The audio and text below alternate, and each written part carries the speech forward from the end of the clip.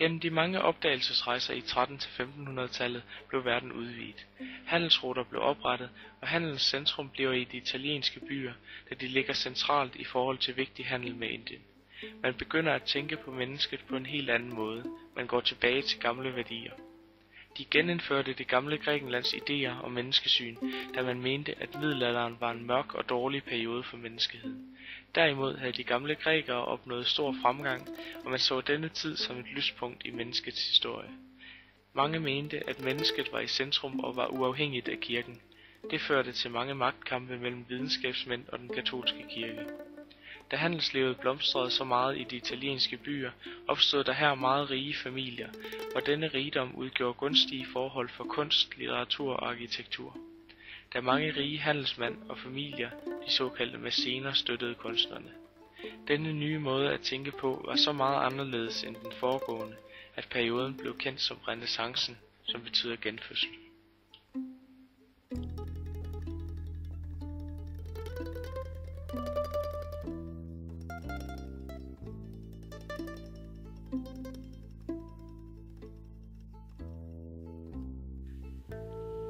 Videnskaben i renæssance. Frem til 1543 havde det geocentriske verdensbillede været almindeligt accepteret. Teorien om det geocentriske verdensbillede blev fremsat af Aristoteles, som på baggrund af sin antagelse om, at alt stof var opbygget af de 4 elementer, jord, luft, ild og vand, og at de havde hver deres naturlige bevægelse.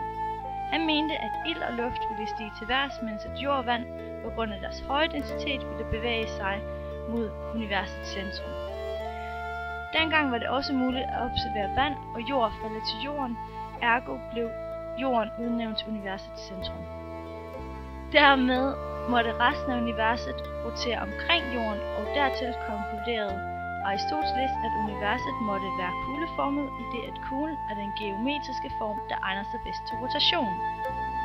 Geografen og astronom Ptolemæus bakkede op om Aristoteles' teori om det geocentriske verdensbillede, og han bestemte størrelsen og rotationshastigheden af de epicykler, som betegner de cirkelbevægelser, hvor planeterne drejer om sin egen akse, samtidig med at de bevæger sig langs periferien på hinanden, i dette tilfælde jordens. Forudsigelserne var så præcise i forhold til kirkens opfattelse af universet, at de kunne bruges i over 1000 år. Men i 1543 fremlagde Copernicus teorien om det heliocentriske verdensbillede. Denne teori går ud på, at solen er i centrum af universet, og at jorden bliver sidestillet med de andre planeter og anbragt i sin egen bane omkring solen. I 1610 flyttede Galileo Galilei til Firenze for at studere universet med sit nye instrument kikkerten. Der gjorde han opdagelser af blandt andet månen, og han fandt ud af, at planeten Jupiter har måner. Disse opdagelser støttede op om det kopernikanske verdensbillede, hvor solen er i centrum. For hvis andre legemer end jorden kunne have mindre legemer i kredsløb om sig, hvorfor skulle de kendte planeter så ikke kunne kredse om solen i stedet for jorden? Men selvom Galileis opdagelser var meget bemærkelsesværdige og revolutionerende, var der ingen, der ville tro ham. Grunden til dette var, at den katolske kirke havde stor autoritet, og at de troede på det geocentriske verdensbillede, fordi at netop dette anbragte mennesket og jorden i centrum af universet, og altså som det vigtigste. Derfor endte Galilei sit liv med husarrest i Firenze, fordi den katolske kirke ikke ville acceptere dette nye verdensbillede. Bibelen bliver oversat af Erasmus af Rotterdam og udbredt på grund af bogtrykkunsten. På grund af dette, samt de nye videnskabelige opdagelser, der var i konflikt med religionen, opstod der en del kritik af kirken. Det skulle senere føre til den lutheranske reformation. Især den måde kirkens folk levede på var under angreb. De prædikede afholdenhed, men de levede i overflod.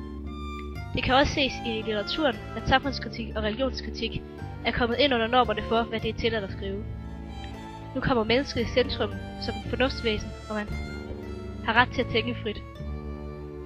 Et eksempel på dette er Boccaccios Decameron. Titlen betyder 10 dages fortælling, og værket bærer tydeligt præg af at være skrevet i og om en brydningstid. Det indeholder 100 noveller, både komiske, forvolige noveller og samfundskritiske og religionskritiske historier. Rammefortællingen er, at 10 unge mennesker er flygtet ud af den pestramte by Firenze. De sidder ude i et naturskønt område og fortæller hinanden historier i 10 dage. Gennem moralerne i deres historier er de unge med til at sætte nye normer for værdig opførsel. De er ikke længere bundet af middelalderens regler. tredje dags første fortælling kaldes Genvej til Paradis. Den er et eksempel på, hvordan man kan blande komik og kritik, fordi en mand bliver narret af en munk til at gøre bodsudøvelser hele natten, mens munken er i paradis, som han kalder det, med mandens kone. Her ses det tydeligt, at menneskesynet er blevet ændret. Folk har ifølge Boccaccio ret til selv at finde vejen til paradis. De skal ikke lade sig narre kirkens dobbeltmoral, men de skal tænke frit og sætte sig selv i centrum. Også synet på kærlighed og sex er ændret fra at være noget syndigt til at være en naturlig drivkraft for mennesket. Manden i historien bedrager sig selv ved ikke at gå i seng med sin kone, men munken han forstår at nyde livet, og han ved, at der ikke kun er et paradis efter døden. Også senere er mange kunstnere blevet inspireret af Firenzes renæssancestemning. Blandt andet H.C. Andersen har boet en overgang i Firenze, og han har der fundet inspiration til at skrive Metalsvinet. Den handler om en fattig dreng, der er blevet en stor kunstner, og på den måde minder den meget om H.C. Andersens eget liv. Historien bygger på den klassiske kunstnermyte fra renæssancen, og den glorificerer kunstnerens liv og talenter. Ikke kun inden for arkitekturen, men også inden for billedkunsten gjorde det nye menneskesyn sig gældende. Man indførte matematiske love for perspektiv, hvilket gav en ny og bedre rumvirkning. Der kom lys- og skyggeeffekter, og den nye viden om anatomi gjorde sig for alvor gældende. Alt sammen metoder, som resulterede i mere liv, bevægelse og dybde i billederne. Mange af kunstnerne havde stor interesse for de humanistiske tanker, samt interesse for mennesket. Man gengav motiverne meget realistisk.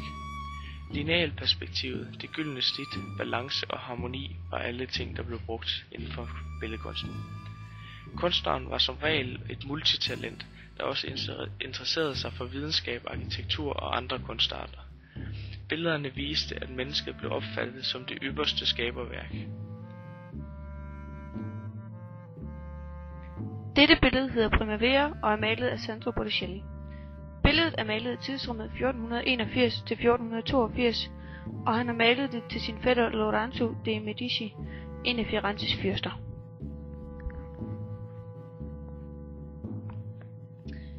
Billedet udspiller sig i en appelsinlund om foråret med Afrodite, gudinde for kærlighed og ægteskab, som centrum for verden. Kærligheden er altså det centrale i maleriet. Til venstre for Afrodite finder vi Hermes, de tre karider i runddans, Aglaia, som står for glans, Efrosyne for glæde og Thalaia for blomstring. Yderst til højre er vestenvinden og Zefyr, der forfølger nymfen Chloris med blomster ud af munden. Det siges, at hun efter denne flugt vil forvandles til gudinden Flora. Personerne er fremstillet som smukke og yndefulde, og billedet ånder af ro, skønhed og kærlighed. På billedet er det forår, og dette kommer også til syne i det, at Afrodite, som netop er guden for kærlighed og ægteskab, er centrum. Det er netop om foråret, at kærligheden springer. På billedet er det personerne, vi skal lægge mærke til. Dette kan begrundes i, at de er malet med lyse, friske farver og er placeret i forgrunden. Baggrunden er derimod mørk, og det er netop denne kontrast mellem det lyse og de mørke farver, der gør personerne meget fremtrædende og tydelige. Dette falder også godt sammen med renæssancens syn på, at mennesket skal være i centrum. Sandro Botticelli er tydeligvis meget inspireret af den græske mytologi, hvilket tydeligt ses i værket. Dette var meget karakteristisk inden for renæssancens kunst, som netop bundede i den store interesse for antikken.